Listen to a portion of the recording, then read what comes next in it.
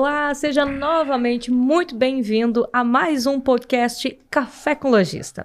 Eu sou a Lene e estou aqui com muito prazer recebendo no dia de hoje no nosso podcast o Milton, que é nosso conhecido já e parceiro do podcast. Você acompanha ele inclusive desde o primeiro episódio. E temos um convidado especial no dia de hoje, que é Rony Tasca, que é nosso parceiro há 4 anos, sócio proprietário das lojas Novo Hamburgo, localizadas nas cidades de Chapecó, Xanxerê e Paranaguá. Ele vem bater um papo com a gente, trazendo um pouquinho do seu conhecimento e experiência no varejo, que é o foco do nosso podcast. Seja muito bem-vindo, Rony. Muito obrigado. Milton também. Boa tarde, bom dia, boa noite, um excelente dia. Seja bem-vindo ao nosso podcast.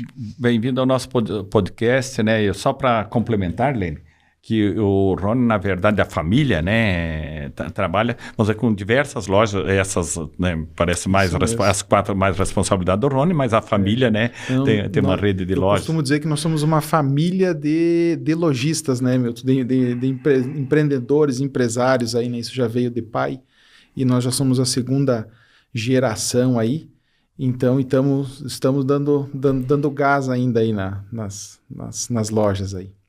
Vamos começar trazendo um pouquinho dessa trajetória, Rony, fazendo um favor.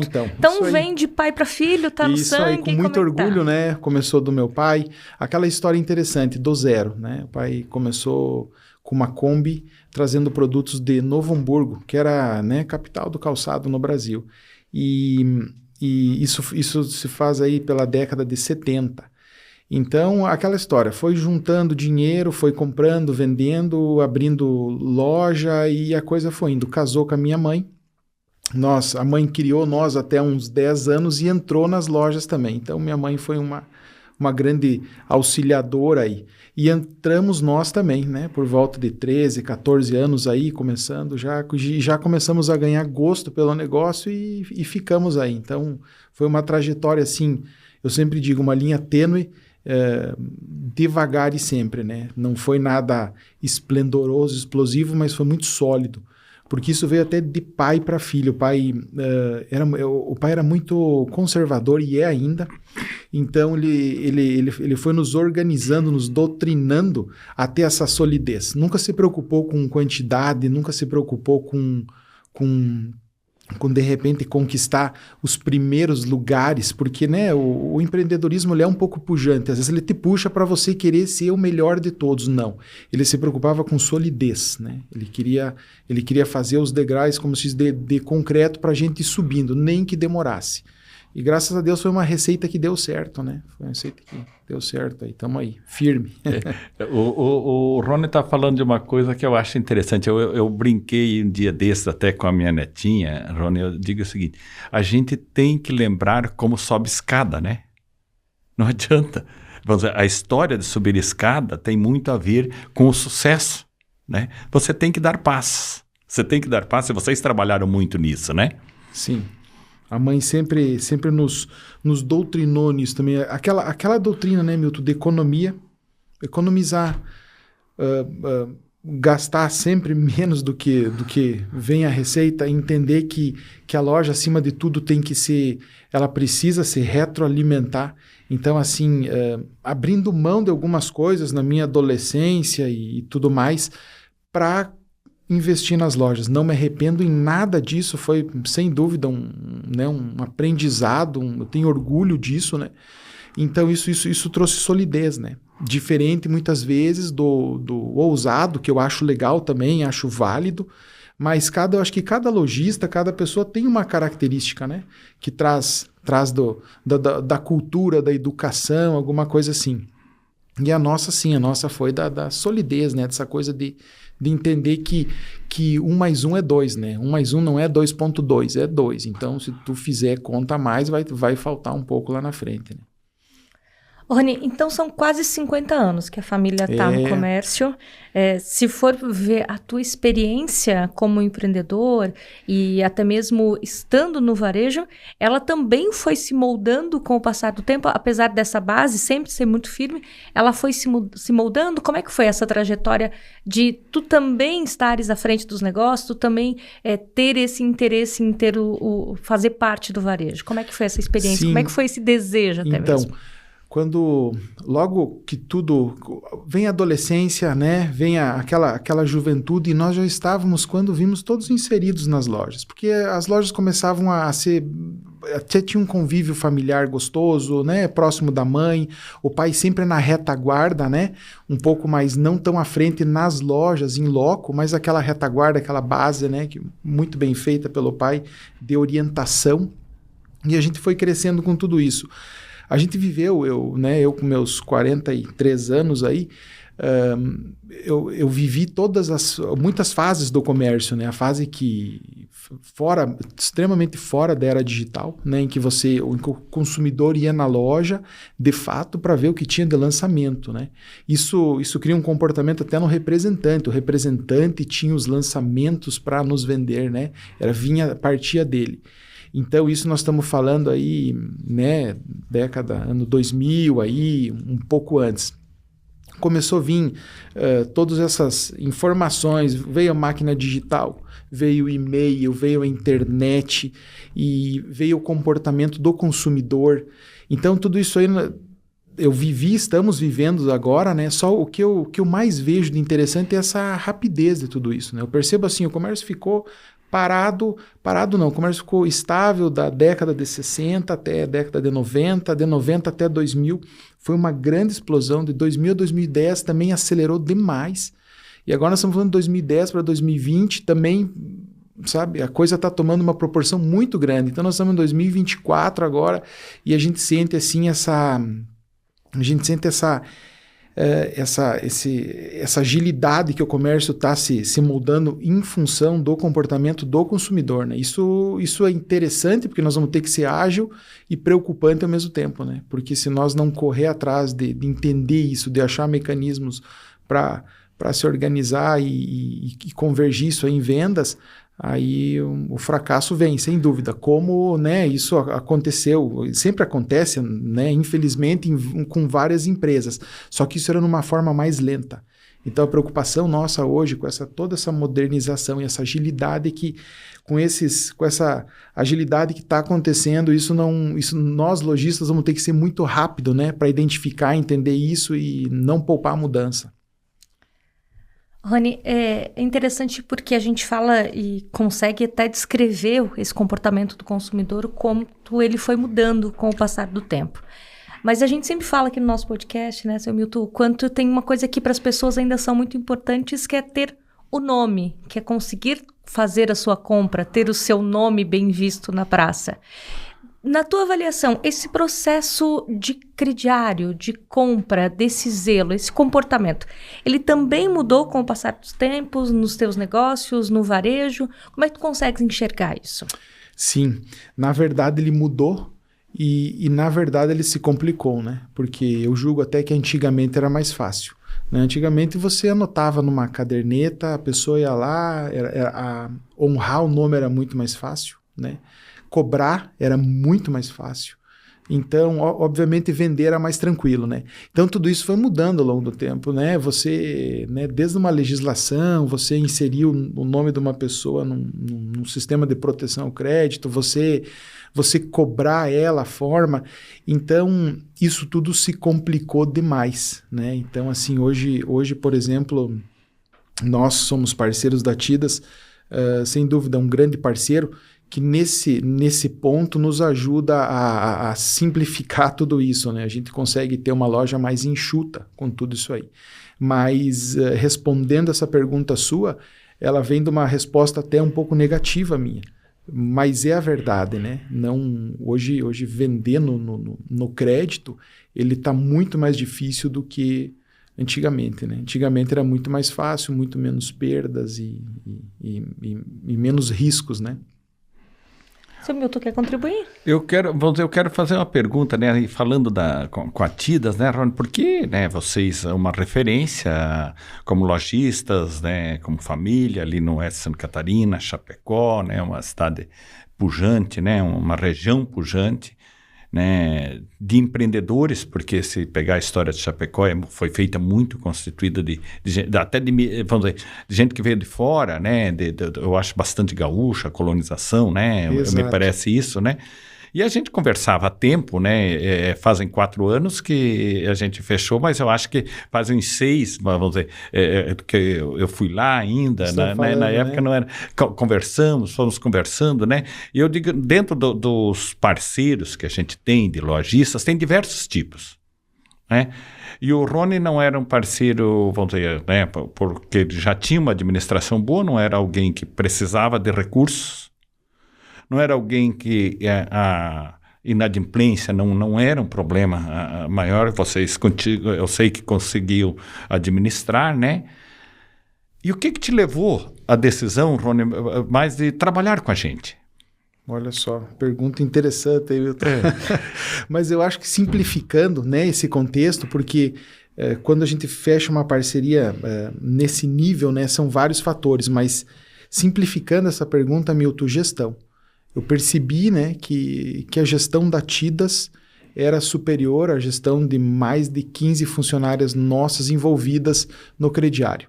Então quando nós se deparamos com isso, compusemos os custos, né, toda a situação financeira e tal, a gente percebeu assim, não, vamos dar um passo para a digitalização, assim dá para chamar, né, do nosso crediário, vamos dar um passo para essa modernização aí.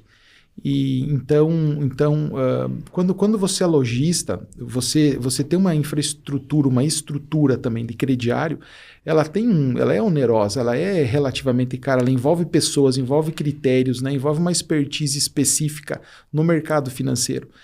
E você lojista, você está preocupado muitas vezes com compra, venda, estoque, moda. Então, nós se deparando com tudo isso, compusando os custos, né? Nós pensamos, não, a TIDAS vai ser uma solução muito interessante aí. Como foi, como está sendo, né, Milton? Sem dúvida aí. Não se arrependeu, Rony? Não. Tá tudo bem. Difícil, né? Assim, no meio do podcast, tá lá, né? Tá lá a abinha lá na tela, tá tudo certo, né? Coloca o CPF e deu. É muito bom esse, né? Eu sempre digo, foi uma evolução para nós, né? E eu acho que é uma evolução no crediário geral, né? Porque, né, vamos dizer, uma decisão e tanto que demorou bastante, né, Rony? Sim. Porque é uma decisão difícil, complicada, porque envolve você abrir mão daquilo que você tinha o controle visual ali, que você via de algumas formas, né? E você confiar num terceiro para isso. Agora você falou uma palavra-chave, né? Essa parte da confiança, né? Que realmente, mas será que vai liberar mesmo, né? Será que é só um CPF identidade? Então, exigiu tudo isso. Claro, hoje a gente sabe que hoje a gente está, né, tá até mal acostumado, assim, diga também, né? E entende tudo isso, né? Acho que foi, sem dúvida, uma evolução aí para nós, né? Simplificar, né? Você consegue unir o colaborador caixa numa função de crediarista. Lene, eu começo a atrapalhar um pouco, mas eu não quero perder o foco, né? E quando a gente fala relação de confiança, né? A gente conversou várias vezes sobre isto, né? E eu quero fazer um registro aqui, né? E o Rony sabe disso, né? Que a gente conversava sobre parceria, né? Eu digo, olha, tem que entender que, vamos dizer, lá atrás, né, Rony, a gente conversava. A parceria, primeiro, tem que ser bom para os dois. Segundo, nós somos uma administradora de crediário que vamos tentar contribuir, estamos entrando aqui para contribuir com o teu negócio. Então, a gente tem uma responsabilidade muito grande com isso, né? Mas, ao mesmo tempo, nós precisamos da tua parceria, da parceria dos nossos lojistas, né? E eu acho que tem uma coisa que me marcou, Rony, nisso aí, e eu não sei se você vai lembrar, de uma ligação que você me fez, que você estava no aeroporto em São Paulo. Numa viagem. Você ligou para mim e você disse, Milton, dá uma olhada nesse tipo de venda que vocês estão fazendo, porque eu acho que vocês estão correndo muito risco. Ah, me lembrei. Aquilo me marcou. E veja, me marcou também porque eu digo, poxa, que parceiro que nós temos que não está vendo só o lado dele. Ele está preocupado, né? Pô, né? Como é que está o nosso lado? Então, para pensar numa parceria duradoura, né? Então, falando disso, lembra disso, né? Lembro, Milton, lembro. Esse é um princípio meu cristão, né? Que eu não abro mão, né? E então, para mim, o ganha-ganha, ele é muito relativo, né, Milton? Eu acho que Ele tem que ser, sim, dos dois lados, claro, e aquilo realmente ia ser assim até... Eu não ia poder prevaricar naquele momento lá de alertar, né, aquilo que estava acontecendo naquele cenário ali, naquela geografia que poderia prejudicar a TIDAS, né? Claro que eu poderia levar uma vantagem naquele momento momentâneo, isso aí é uma falta de ética e de repente de caráter também, né? Mas sim, lembro. É os riscos, né, Milton? Eu sempre penso, hoje, claro, hoje essa é uma das vantagens, né, Milton, da TIDAS. Eu, como lojista, eu vejo isso de fora. Para mim é muito confortável só alertar, né? E a responsabilidade fica toda com a TIDAS. Então é bom isso aí. Mas realmente prova como é desafiador, né, Milton? Dar crédito, né? Num cenário como esse, né? Para uma faixa de público complexa. Complexa. Então, que é muito migrante lá, né? Que né, a TIDAS nesse lado tem essa expertise, né? É muito fácil você dar público para um cliente, né? Tudo certo, que tem um lastro financeiro gigante. O oposto é bem complicado, né? Mas que também merece uma oportunidade de compra e uma oportunidade de crediário, inclusive, que pode impulsionar nas vendas, né? É isso aí. Essa é a faixa que nós trabalhamos, né? E ela tem que ser assistida, tem que ser liberado esse crédito. Claro que é uma forma específica, com situações específicas, progressão de crédito específicas, né? É um comportamento do consumidor diferente. E a gente percebe essa expertise da TIDAS de saber trabalhar isso, né? De entender esse consumidor que às vezes precisa daquele primeiro crédito e precisa às vezes alavancar também o crédito dele. É gostoso isso, É um cenário que, honestamente, eu olho isso via sistema. Eu não me preocupo mais. Eu não tenho mais essa necessidade. Né? E existe diferença, Rony, até para compartilhar conosco, a loja Chapecó, a loja em Xanxerê, a loja Paranaguá, elas têm diferença de comportamento do consumidor, não só de compras, mas também do crédito, até por serem regiões diferentes? Sim, tem diferença, a gente percebe, né? E são situações específicas, né? Então, cada gerente é orientada da sua forma, né? Cada gerente tem um canal também com a TIDAS para se comunicar, para dizer, olha, acho que aqui tem que dar uma melhorada, aqui está, de repente, exagerado, não há necessidade. Então, isso tem, né? O Brasil é um país muito grande, né? E nós temos várias etnias, vários estilos culturais, então precisa ter essa ponderação aí por pontos.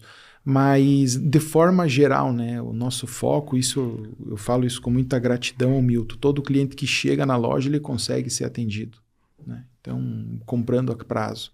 Então, esse é o nosso foco. E daí nós vamos caminhando em relação a isso para a progressão dele, né? Mas o processo para atendê-lo até chegar no crediário, ele começa muito antes, né? Nesse pensamento de coleções, no pensamento do que estar na loja, de como oferecer, desse desafio do varejo com loja física. Esse processo ele também inicia muito antes, né? Sim, o varejo na loja física, né? A gente sabe que não estou me queixando, né? Mas é só uma característica, né? Como eu falei antes, ele vem mudando muito. Então, até o comportamento da própria compra nossa, né? Antigamente as coleções eram 2 coleções por ano. Então existia uma tranquilidade, você via os lançamentos das coleções, era menos SKU, menos modelos, né?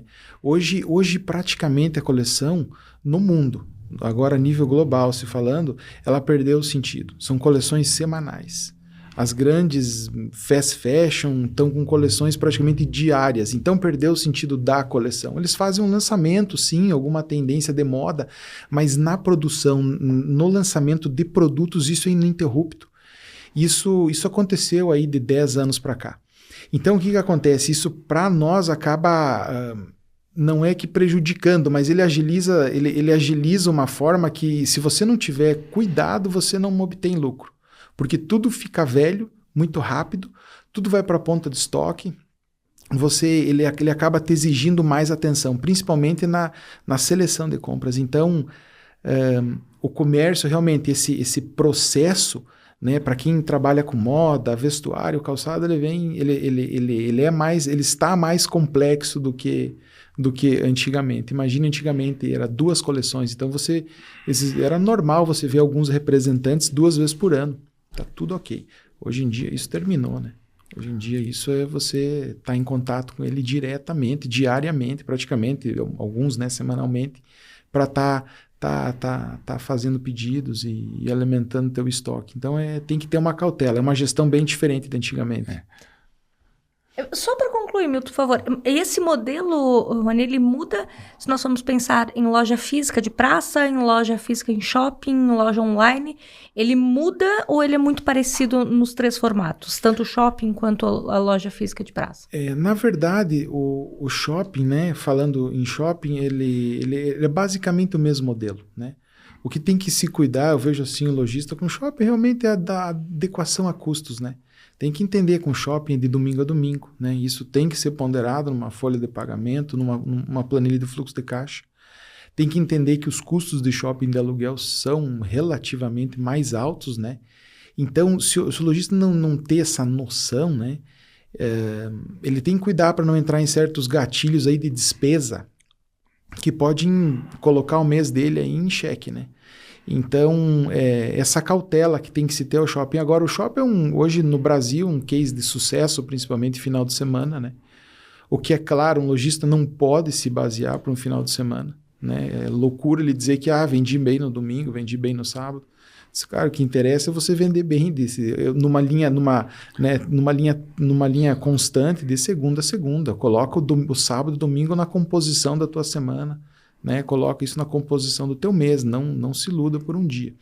Então tem todo esse aspecto que tem que ser cuidado do shopping. Não se difere muito de uma loja física, né? É só porque realmente o shopping no Brasil, em função de repente da nossa mobilidade, em função do nosso estilo de país, ele acabou ganhando muita força, né? Muita força. Mas o lojista tem que cuidar isso aí, esses custos aí que acabam, pode botar em xeque aí o mês dele. Ô Lene, a gente batia um papo lá na empresa antes de vir para cá, né? E eu queria aproveitar o Rony aqui, porque né, o Rony tem um porte de loja e de rede de lojas, de experiência,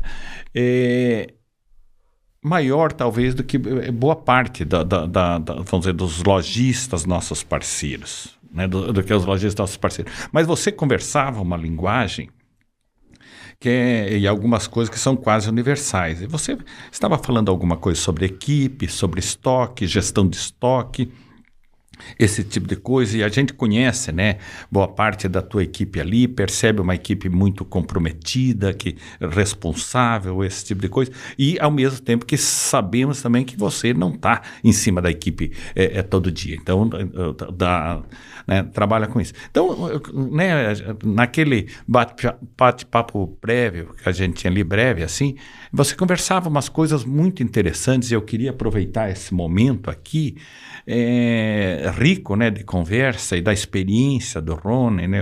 Você já participa das entidades, né, comerciais, empresariais ali de Chapecó, né? Mas então, para você conversar também com o lojista que está iniciando, com o pequeno lojista, com o lojista, vamos dizer, da empresa familiar, que é boa parte que tem trabalhando conosco. Então, o que você fala para nós, Rony? O que você pode falar para os lojistas? Posso dizer assim, Milton, né, o que eu percebo, né, do nosso crescimento aí, meus 2 irmãos juntos. Se você quiser crescer, você tem que se sujeitar a perder um pouco do teu controle, né? Para isso, você tem que criar controle adicionais. Para isso, você tem que ter pessoas, pilares também, né, contigo, e que pensem igual, né?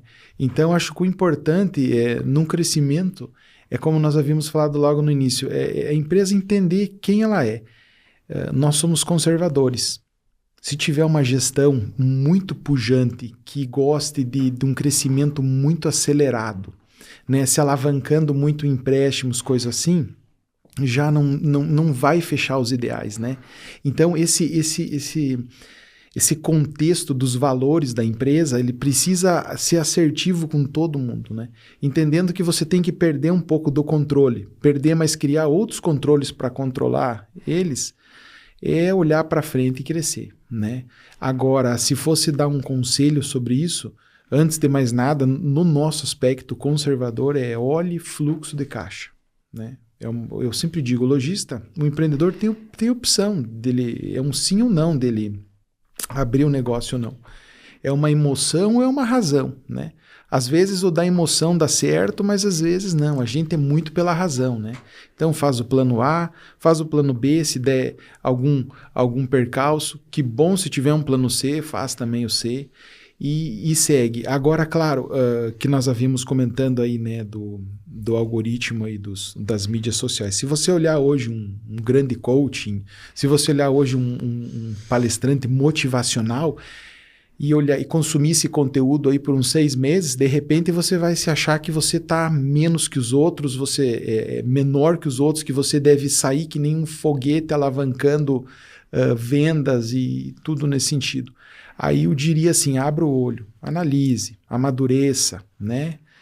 Entenda, números, comércio não se brinca, né? Você não consegue dobrar uma venda do mês para o outro, não é assim, né?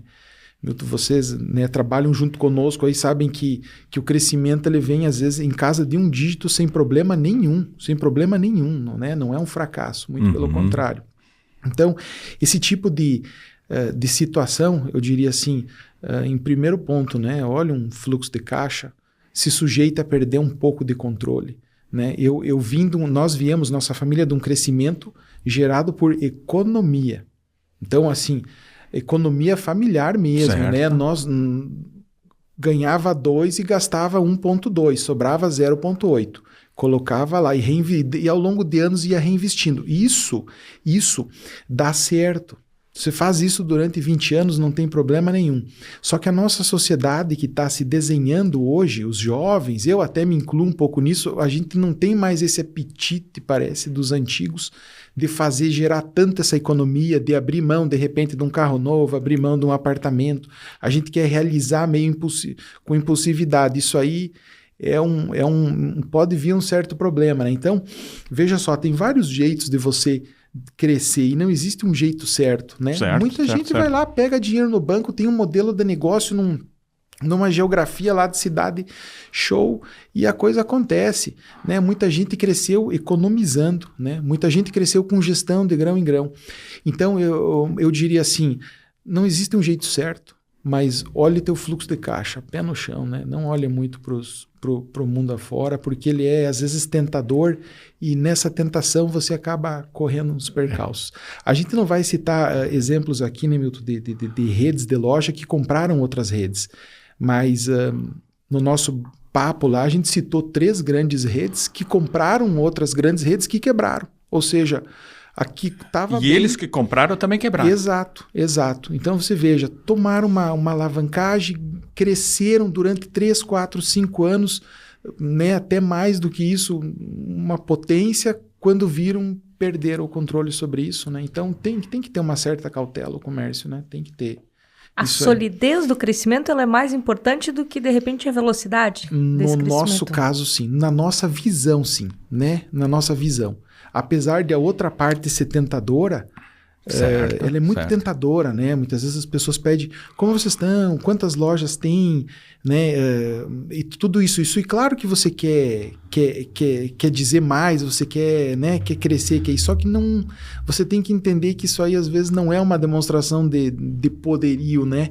Isso é uma situação assim, para lá, eu tenho X loja aqui na minha alçada, mas elas estão 100% bem, né? Não tenho 5 vezes mais que isso e tô que nem um louco aqui me alavancando em banco, né? Correndo atrás de prejuízo. Então, a nível de crescimento, né, Milton, eu tô complicando um pouco essa resposta, porque ela não tem ela não tem uma resposta correta. Todos os jeitos são formas de um bom crescimento. Mas assim, resumindo, olhe teu fluxo de caixa. Em qualquer uma delas. Não, e é verdade, mas tem uma coisa com o Rony aqui lembrando, né? E a gente tem uma coisa comum, né? Que nós não vendemos preço. Eu digo, é um desafio, né? E você sabe quanto a gente, ao mesmo tempo é o seguinte, negociado, paramos. Mas se a gente tinha uma vontade muito grande de conquistar a Novo Hamburgo. Que legal, né? Uma vontade muito grande pela história, pelo perfil, né? Por nome que vocês têm, né? Pelo que representam e a credibilidade, né? E você deve lembrar a dificuldade que foi de nós negociarmos, né? Por mais vontade que eu tivesse de conquistar, mas que não adiantava eu crescer a qualquer custo, eu conquistar a qualquer custo, né? E graças, vamos dizer, a essa demora, os pés no chão, a gente conseguiu chegar, vamos dizer, num número né, que nos permitisse o mínimo, vamos dizer, para suportar isso ali, você do teu lado conhecendo o custo também, brigando pelo custo, mas né, o que me assusta hoje, eu falo isso porque me assusta bastante no mercado, né, que a gente é fruto da quantidade, de só pensar, poxa, quanto eu estou vendendo?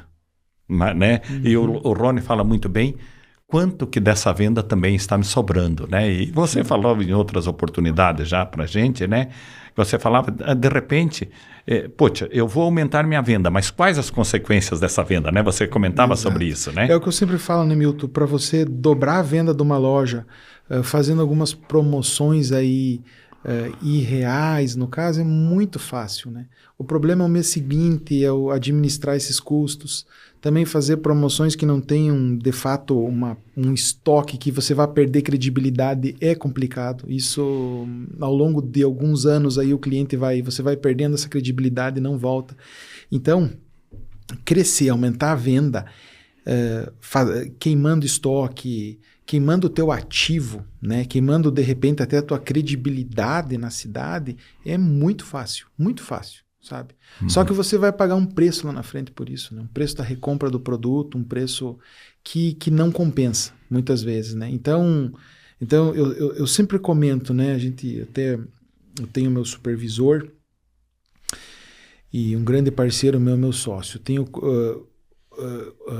Comento com ele, nós queremos crescer 5% ao ano, né? Gastando pouco, ou queremos crescer 10% ao ano gastando muito? Como isso fica?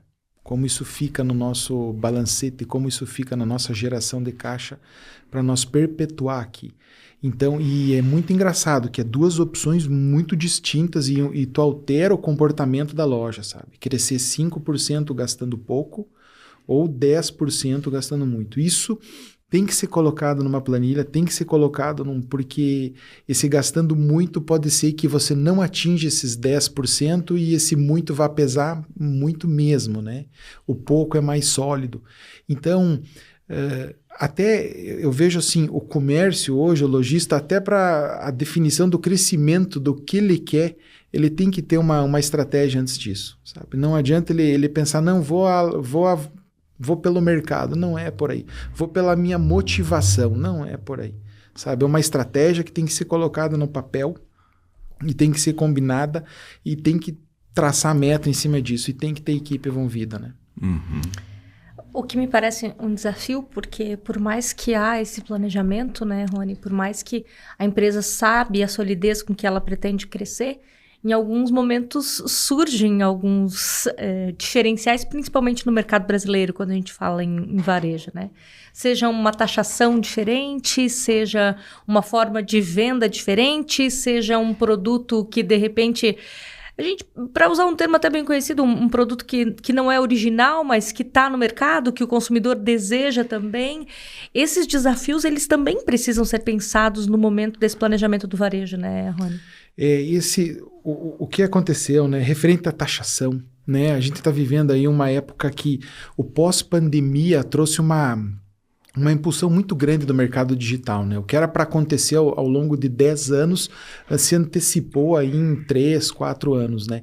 Criou novos empreendedores, né?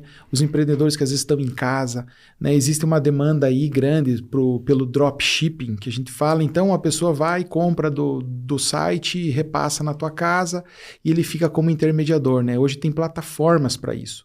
Mas isso é tão recente no país que contabilmente ele tem muito erro contábil sobre essa transação, muitas delas nem são contabilizadas.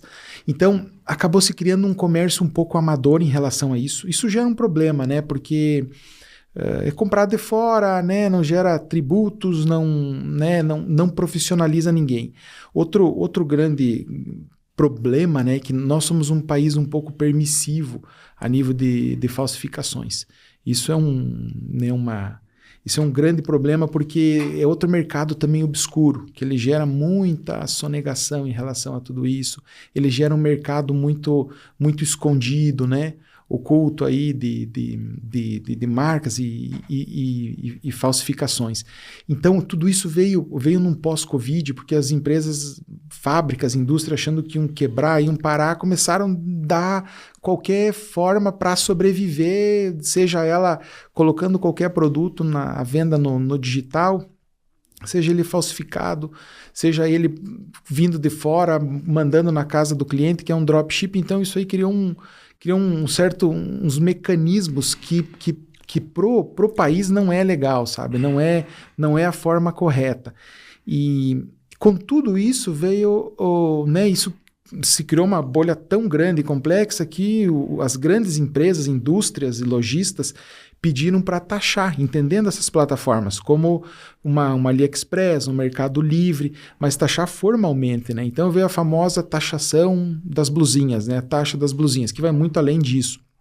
E essa taxa, ela se torna uma taxa até interessante, importante para o Brasil. Porque eu sempre digo, né? Quando você quer se aposentar, você não vai pedir aposentadoria para a China, você vai pedir aposentadoria para o governo brasileiro. Então é aqui que nós temos que entender e resolver nosso país. Nós vamos no hospital, nós não vamos no hospital da China, nós vamos no hospital daqui, que é administrado, né, por pessoas e tem um corpo político por trás que tem que ser pressionado e cobrado. Então essa taxação é interessante porque ela acaba aqui formalizando isso aí, dizendo, olha gente, está aqui, tem controle. O grande problema nosso é que isso abre também precedentes para algumas fronteiras também muito livres. Porque, por exemplo, produzir hoje um fabricante competir com a China, mesmo com uma taxação de 20 mais 18, que é o que está se desenhando no cenário hoje, ainda ela é baixo. Porque a China, apesar de tudo, ela produz muito barato, né? A gente entende, eu não acho isso bonito, porque eu sei que um funcionário chinês hoje ele trabalha 12, 13, 14 horas por dia, ele pode dormir na empresa. Se ele perder a mão na empresa, numa máquina, não tem problema nenhum, ele tem que voltar a trabalhar lá quando se curar, né? Ele não tem férias, ele simplesmente, então assim, competir com a China é difícil, Os produtos que a China usa não são, algumas empresas exigem, né? Estão exigindo agora produtos homologados, específicos, ecossustentáveis, mas hoje a China, se você precisar colocar qualquer produto derivado de qualquer tipo de química que vá fazer mal, não tem problema nenhum. O país deles é liberado. Então, assim, competir com eles é muito difícil. Eu tenho uma preocupação a nível Brasil com a indústria, sabe? Isso reflete, sem dúvida, no lojista. Então, o ponto bom de tudo isso é que veio uma taxação, existe agora uma situação assim, né? Mercado Livre, vamos parar com os falsificados aí, porque eles têm noção disso, eles são muito inteligentes, só que eles não fazem ainda porque não estão sendo provocados, né? AliExpress, olha, vamos acertar a coisa aqui, sabe? Apesar de que alguns produtos ainda ficam extremamente baratos, incompetitivos com o Brasil. Daí a gente pede assim, mas sacanagem, é o brasileiro que está ganhando? É a indústria que está ganhando, a lojista? Não é nada disso. Isso é uma cadeia gigantesca que, né, um dos itens que eu citei antes isso envolve infraestrutura, envolve preço de matéria-prima, que lá fora eles têm melhor. Então, tem que haver realmente algum tipo de mobilização pelo governo para isso, para proteger, inclusive, quem está comprando, né? Quem está comprando e o nosso país como um todo, né? Isso eu falo indiferente de governo, sendo, né, apartidário, isso é competência de um país, é gestão. Ainda hoje, eu julgo muito essas taxas muito baixas para você competir com a China, falando em nome das indústrias, nem em nome do lojista, porque hoje a gente entende o custo de uma indústria. Para você colocar uma máquina, posicionar ela numa indústria, tem um técnico lá que vai olhar. Na China você coloca a máquina onde você quiser. Se a máquina eletrocutar alguém na China, não tem problema nenhum. O cara morre, vai lá, acha outro. Aqui no Brasil isso não acontece. Então, assim, hoje nós temos o trabalhador, hoje, apesar de algumas reclamações, ele é muito bem servido no Brasil em relação ao trabalhador chinês. Então, isso é bom para nós, eu fico feliz pelo nosso país, mas em contrapartida, o governo tem que tomar esse tipo de atitude para não prejudicar aí na frente o mercado, sabe? E é um dos desafios, né? Quando a gente fala nessa progressão a curto prazo, é um dos desafios para o próprio lojista, né? Entender tudo isso, se posicionar e conseguir até criar uma equação no meio de tudo isso, né? Exato, bem isso. Porque o que acontece? Alguns produtos, eles acabam ficando tão incompetitivos para nós que a gente tem que acabar evitando. Guinando, trocando linha, trocando coleção, dizendo assim, os caras me ganharam. Beleza, né? Vamos esperar, vamos ver. Alguns produtos o governo protege, né? O governo tem umas taxas, o calçado é um deles, o governo tem uma taxa anti-dumping, que cada par de calçado tem $10. O governo fez isso há muito tempo atrás para proteger a indústria calçadista, porque de fato, se o governo tira essa taxa, a indústria calçadista dizima. Ai, tudo bem, azar deles. Não, né? São todos brasileiros. Nós, como eu falei, nós, na hora de pedir a aposentadoria, nós dependemos do Brasil, né? Na hora de pedir o hospital, então nós temos que proteger essa área do nosso país, né? Para nós conseguir. Agora, o certo mesmo, o que é mais difícil, é o que é dar condição para o fabricante fazer isso. Porque o fabricante brasileiro, ele é trabalhador, ele se vira. Só que uma máquina para o Brasil custa muito caro, tem muito imposto. A própria legislação nossa do trabalhador, ela é amarrada, tem umas coisas desnecessárias que acabam gerando custos que não tem necessidade e chega mais caro para o lojista. Então, isso aí, o certo é fazer um trabalho de base nosso, país, Brasil, né? E ao invés de colocar esse antidumping. Mas como esse trabalho de base não vem, que nós estamos falando de um trabalho desde infraestrutura, de custo de energia elétrica e entre outras coisas, né? Nós temos que praticar esse tipo de situação de imposto, né? Que é um plano B no caso, né? O primeiro seria ser competente na gestão política, mas vamos para o plano B então. Eu queria conversar, Lene. Claro, sobre, vamos dizer, né? Eu não sei, Rony, quanto você está acompanhando, né? Você já deu os insights sobre, né? As vendas, plataformas, esse tipo de coisa, né? E claro que hoje é uma responsabilidade muito mais nossa até de olhar isso, né? A gente vem acompanhando com uma atenção especial uma verdadeira reviravolta que vem ocorrendo no mercado financeiro, no modelo de transação financeira. Nós tivemos, no primeiro podcast até a gente falava aqui com o Edgar, que estava aqui junto conosco, né? Que o WhatsApp talvez foi a grande ruptura que teve na comunicação. A gente teve evoluções na comunicação, mas o WhatsApp foi uma ruptura muito forte, né? Que teve, se a gente pegar e analisar, né? E hoje nós passamos por um processo de uma ruptura também muito grande com o Pix. Há 2 anos passados, 3 anos, nós não falávamos praticamente no Pix. Né? E eu digo, o Pix desbancou aí 30 anos de um DOC, de um TED, que era a forma de transferência, da cobrança, que, vamos dizer, pagava num dia, o devedor pagava num dia, esse dinheiro dormia 1, 2 dias na conta dos bancos até chegar na mão do credor, né? E que isso tudo virou instantâneo. Né? Então, eu acho que eu vim do mercado financeiro, a gente vivencia também essas áreas, né? E essa transformação, e que talvez, né, seja o grande desafio também dos lojistas, do comércio, de tudo, né?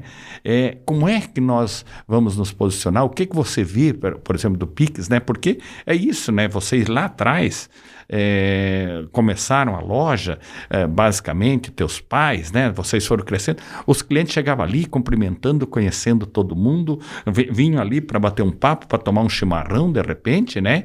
E era, vamos dizer, a extensão até da casa deles, era um prazer vir ali, né? E hoje o cliente, né, já não vem na loja para efetuar o pagamento, de repente, grande parte, é uma transformação muito grande, né? E como é que você vê isso? Milton, eu vejo o Pix é um sucesso, né? Certo. Nem eu não acreditava que ia dar tão certo e tão rápido, né? Então, eu fiquei até feliz porque esse excesso de transação em dinheiro pro lojista, ele é ruim, né? Uhum. Ele demanda, nós já tivemos caso aí, né? De malote indo pro banco, ser assaltado e tudo mais. Então, assim, na parte nossa, quanto mais digital, melhor. Agora, o Pix em relação à plataforma, eu honestamente tenho minhas reticências, porque o que acontece? Quem está hoje, o Pix é gratuito.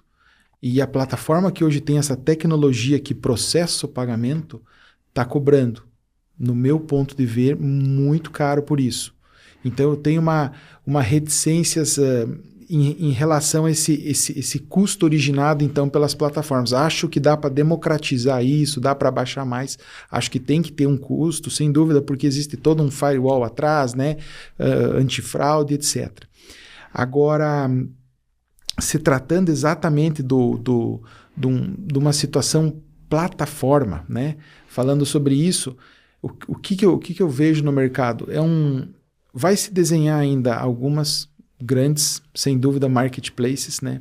Hoje, nos Estados Unidos a gente tem um grande, mas Brasil ainda está se desenhando, né, entre 4 ou 5 players aí. Está vindo o pessoal de fora. Então, como é difícil prever tudo isso? Aí você vai, como lojista, você vai colocar teu produto em 7, 10, 11 sites. Isso, as pessoas falam isso como até um argumento de venda. Isso para o lojista é um viés contrário, ele é ruim, certo, né? Você tem 15 login para administrar, então você não sabe para onde dar o tiro, né?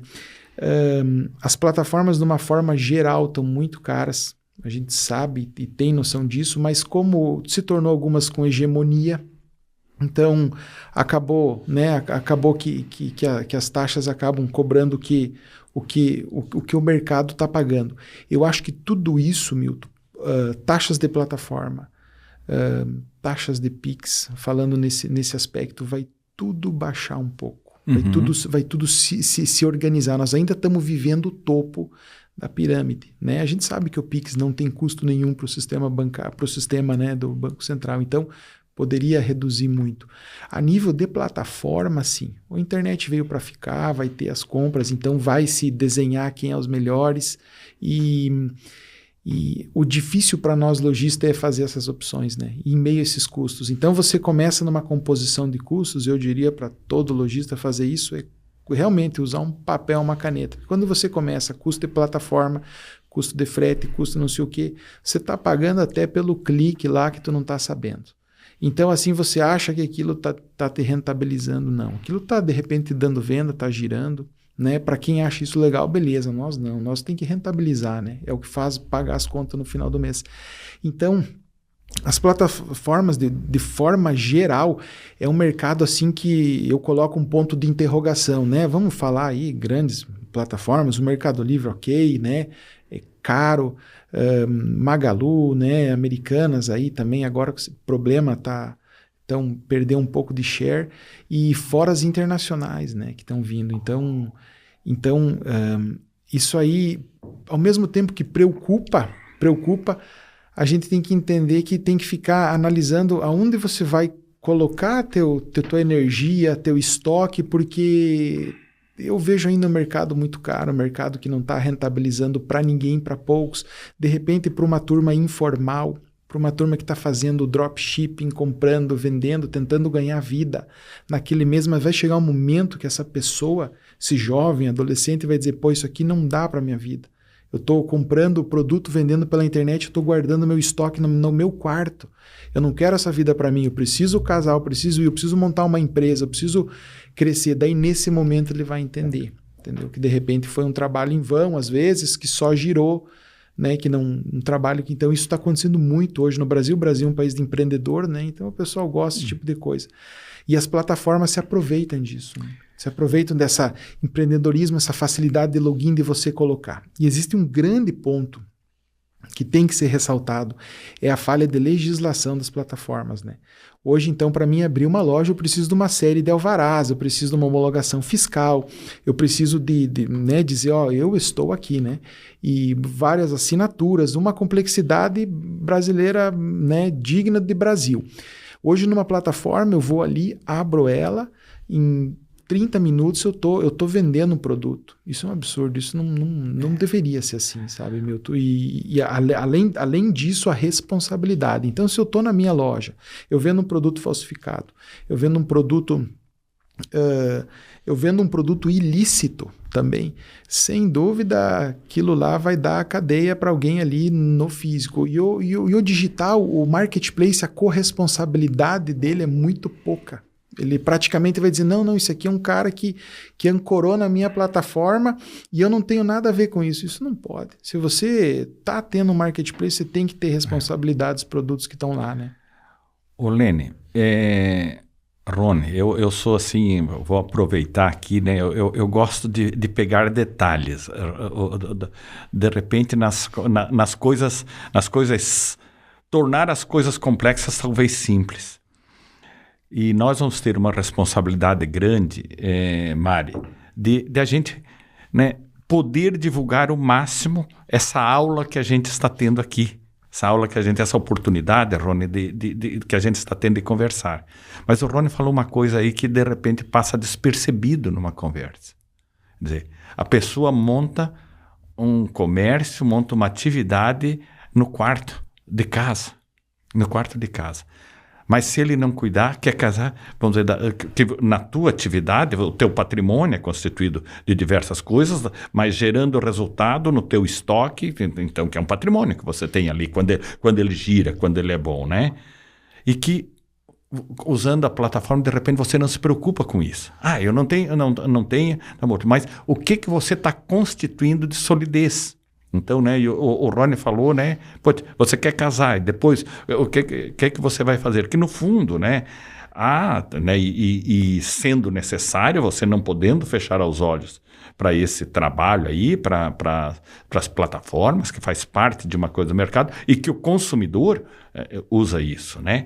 Mas para você constituir um negócio sólido é desafiador, né, Rony? Desafiador, Milton. Então, o que acontece? A gente percebe muito isso. Isso veio muito, né, vamos comentar assim, num pós-pandemia, né? Porque as pessoas aprenderam a ficar em casa. Né? Há um exemplo disso, é a venda dos infoprodutos, né? O infoproduto é altamente rentável, expressivo, e ele aguça as pessoas, aguça assim o empreendedorismo, aguça a esperança de ficar milionário. Uhum. Isso aí é um grande problema para os jovens, né? Uhum. Então a gente sabe que existe, claro, a possibilidade, mas não é, né? De repente, e acontece para alguns, mas não é um cenário assim tão promissor. Então, assim, a gente entende, né? Eu ainda sou da época que eu acho que uma boa faculdade é muito legal, né? E o pessoal às vezes deixa de lado aí uma faculdade, né, presencial, às vezes, construir um relacionamento para ficar num digital, numa esperança de achar um produto, ensinar o outro a vender uma outra coisa, sendo que você nunca vendeu nada. Então, assim, é uma nova geração. Se você me pedir assim, Milton, você acha que isso, Rony, você acha que isso dá futuro? De repente, momentâneo, sim, né? Vai todo mundo se autoalimentando de informações e querendo passar para o outro, mas no final, Milton, da cadeia, alguém vai ter que trabalhar, alguém vai ter que produzir, entende? Que não sejam os chineses, né? Que sejam nós. Certo. Então essa evolução, né, que veio, né, abrindo um parênteses agora sobre os infoprodutos, também me preocupa um pouco no aspecto social das pessoas, entende? De como eles vão se compor. Para o pai e para a mãe dizer assim, olha que legal, você leu 5 livros, você vai criar um infoproduto com bastante esperança para as outras pessoas, tu nunca fez nada na vida, bota ali, vende, tu vai ganhar dinheiro, mas entenda como você está fazendo isso, a base que você está constituindo isso, sabe? né? Eu não sou contra nada, eu acho tudo legal, eu olho muito essa parte da solidez, né? Que é como nós falamos agora, a pessoa desenvolver um modelo de negócio pensando a vida inteira em ficar dentro de um quarto só repassando alguns produtos, como assim? Quem que garantia ele tem de tudo isso? Então isso cresceu, isso se originou e fomentou muito. Então, muitos, eu acredito que ainda vão abrir os olhos, né, vão entender que foi, né, tomara que entendam como uma boa experiência e olhar para frente e acabem não desanimando. Mas o digital me dá um pouco de preocupação em relação a isso, ele vai comendo tempo de algumas pessoas, também, né, exigindo gastos de algumas pessoas aí desnecessário, né, é isso aí. Mas é um desafio porque o consumidor está no digital também, né, Rony? Tá no digital, é maravilhoso, a gente gosta, né? Nossa, ele acaba interagindo com a gente, né? E sem falar quando vier uma inteligência artificial por trás de tudo isso, que vai ser muito mais gostoso, né? Que o foco da inteligência artificial, todo mundo sabe, é substituir o ser humano. Aí eu, como um bom cristão, né, evangélico, me preocupo com isso dentro do lar, né? Então, assim, indo um pouquinho mais longe, né, do que... Então, e tudo isso também vai se repercutindo num lojista, porque ele vai querer substituir, né? A inteligência artificial, ela veio para isso. E nós vamos ter que entender, acertando, ocupando os cargos. Todo mundo, isso acontece, né, durante toda a história da humanidade, sempre foi se alterando, né? Os trabalhos, as funções, alguma coisa. Só a única coisa que nós temos que entender hoje é que isso vai acontecer de uma forma mais rápida, né? Ao invés de ter que explicar para o filho da gente a cada 6 meses, a cada ano sobre isso, de repente a gente vai ter que explicar mensalmente, né? De tudo isso que tá acontecendo para eles poderem entender esse aspecto. Mas o digital, sim, né, Helene? Ele veio para ficar, ele existe, tem que ter atividade lá, tem que ter produto, tem que ter venda, tem que ter lucro, sem dúvida. É só a gente acertar um de nós comportamentalmente, né, para ter uma saúde emocional também em relação a isso. Vamos se colocar, né, em relação a todo esse contexto do digital. Isso impacta no consumidor, né, no lojista também, abrir o olho com isso. Falasse dessa frequência que vai mudando, né, essas mudanças. Mas hoje, e até queria que falasse um pouquinho do teu negócio, ainda tem uma mescla dos dois? Ainda tem a mescla do cliente que vai na loja e gosta de ser chamado pelo nome e gosta de saber que o atendente entende do gosto dele, com aquele cliente que quer comprar sem sair de casa, recebendo pelo WhatsApp e conversando, de repente, sem ter nenhum contato físico, sem ter essa emoção que a gente fala latino-americana de querer conversar, tocar, abraçar, saber o nome. Existem esses dois modelos do teu negócio hoje? É um desafio, de repente, lidar até com essas gerações de consumidores? Existe, Helene, existe e é bem como você falou, nós estamos vivendo uma ruptura aí de uma geração que ainda quer ser reconhecida, né, como cliente, e uma geração que diz assim, olha, eu já sei tudo o que eu preciso, eu só vim aqui para mim ver alguma coisa igual, parecida, se vocês têm, já estou resolvido. Isso também se reporta muito em tamanho de cidades. Algumas cidades mais interioranas acabam que tendo essa necessidade de ter essa proximidade. Cidades maiores, metrópoles, já acabam tendo essa impessoalidade. Então isso aí dá para dizer que se molda por tamanho de cidade e também realmente por faixa etária, né? Isso acontece. Agora, o difícil nós mesmos é entender tudo isso, é tu ter o teu colaborador lá que entenda tudo isso, olhe para o cliente e entenda. Às vezes acaba, né, não está num dia bom, acaba despercebido passando, então tem que ter esse cuidado. Mas eu parto de um pressuposto, sabe, Helene, isso aí, o ser humano, nós somos iguais há milênios, né? Então, o toque, o sorriso, tudo isso é básico, essencial. Meu medo é nós perdermos isso pro digital, né? Acabamos se desacostumando de tudo isso, né? Tornando o mundo meio impessoal. Nós sorrimos na frente de um celular e se esquecer de sorrir na frente de um ser humano. Então isso me dá um pouco de medo. Está acontecendo, né? A gente, como lojista, tem que entender, ser proativo, fazer treinamento. entra num aspecto aí de saúde emocional, né? Que é um novo mundo aí, rapidinho, que está acontecendo. Lene, eu não sei como é que está o nosso tempo. Estamos indo para os minutos finais. Estamos indo, pois é, né? Que o papo tá bom, dele pois é, o Rony falou de alguma coisa, né? E eu assim, tenho muitos princípios cristãos também, né? E você falando, né? Vai falando e a gente vai lembrando. Eu hoje de manhã ainda falava alguma coisa, digo, ao mesmo tempo que as coisas estão mudando muito, mas tem coisas que não mudam.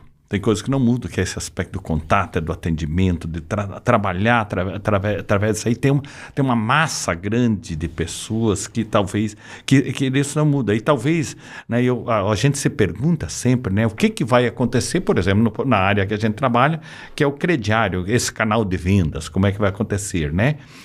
E uma outra coisa, né?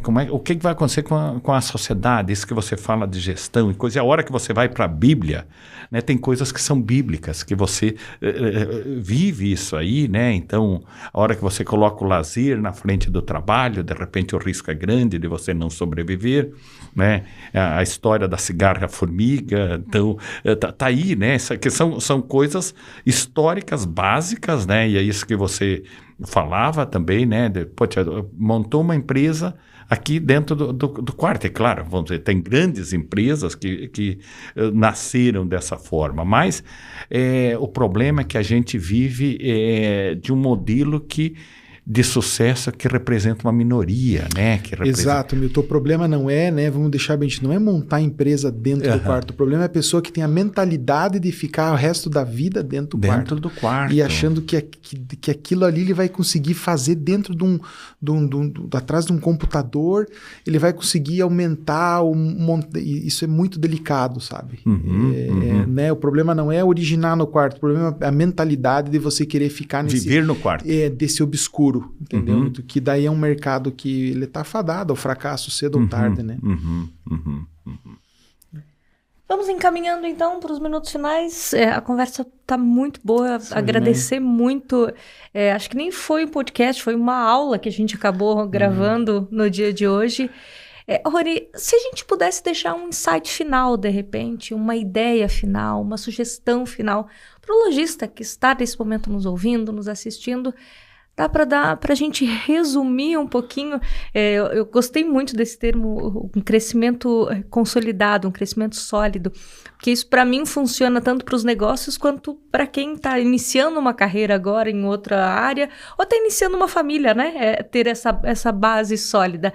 Dá para a gente ter esse insight final, de repente, para deixar para os nossos lojistas, por favor, Rony? Tá, joia. Eu acho que nossos colegas lojistas e pessoas que estão querendo empreender, né, nós temos que saber que cada vez mais está tudo muito acelerado, né? Então nós não podemos ter medo de mudar e não podemos ter medo de errar, mas acima de tudo esse erro ele tem que constar no teu fluxo de caixa. Então não se esqueça disso, não use esse erro como uma emoção. Erre com razão, sabendo que você tem que ter um plano B. E como todo bom cristão, eu sempre digo, eu oro sempre todo dia de manhã e peço a Jesus que me abençoe e me mantenha esses valores, né, de Jesus Cristo do Novo Testamento, que eu acho que precisa desses valores para a gente ter perenidade, né? A pessoa que anda na margem da lei, a pessoa que anda tentando passar a perna para o outro, eu não acredito nesse futuro, né? Eu acredito num futuro mais certo, num país mais certo, ganhando lucro com gestão, né? Com visão. E, claro, a gente vive num país hoje com um pouco de insegurança em vários aspectos, mas o brasileiro está acostumado, é trabalhador. Eu acho que dá para nós, sem dúvida, tirar o melhor de tudo aí do nosso dia, né? Rony, muito obrigada. Obrigada por compartilhar tanta sabedoria conosco, né, seu verdade, Milton? É um prazer. Eu quero aqui, né, de uma forma muito especial, e eu acho que, falando para o Rony, eu quero falar com todos os nossos lojistas. O grau de satisfação, Rony, primeiro, de você ter confiado em nós. Segundo, de você durante esse tempo todo, né? E nós temos muita gente assim. Eu digo, a nossa relação é de confiança, é algo que a gente não pode perder. Nós não podemos perder em relação aos lojistas e os lojistas em relação a nós. Nós temos a preocupação também e realmente dentro desses princípios, né? Eu sempre pergunto, a gente só sobrevive se a gente tiver resultado. Mas a gente precisa ter orgulho desse resultado. Certo? A hora que eu não puder responder para a minha consciência, para a nossa consciência, como é que está vindo esse resultado, alguma coisa está errada. Então, é algo assim muito importante, né? E são valores que vocês, lojistas que estão conosco, né, têm, né? E eu acho que o Rony deixou aqui para nós, numa conversa assim, né, igual a hoje, princípios. Deixou para nós valores. Deixou para nós valores muito importantes sobre, assim, os mais diversos aspectos, né? Então, Rony, obrigado por você ter confiado em nós lá atrás. Prazer aí, né, Milton? Obrigado pelo esforço que você fez de, né, estar vindo aqui para outras coisas também conosco, mas de vir de Chapecó aqui, permitindo que a gente tivesse, né, um momento muito, muito especial, né, para conversar. É bom bater um papo, né? E para levar isso, para levar para outras pessoas, né? De repente, aquilo que você disse, não guardar, talvez, o teu conhecimento só para você. Só para você, mas podendo, de repente, através dessa conversa, através do teu conhecimento, né, você encorajar outras pessoas, ajudar outras pessoas. É isso que você está fazendo aqui, Rony. Muito obrigado. Obrigado, hein, Milton. Obrigado, Leni. Esse, então, foi o nosso terceiro episódio do Café com Lojista. Eu convido você que está conosco e gostou desse episódio. Nós temos outros 2 também já nas nossas plataformas, onde você pode conhecer um pouco mais de histórias inspiradoras como a do Rony, que com certeza vão trazer muitos insights para o seu negócio. Não esqueçam também de nos seguir no nosso podcast, nas nossas redes, para não perder nenhum episódio. E eu vou contar, a programação para os próximos, ela está tão boa quanto o dia de hoje. Um abraço para você, obrigada pela sua companhia e até mais.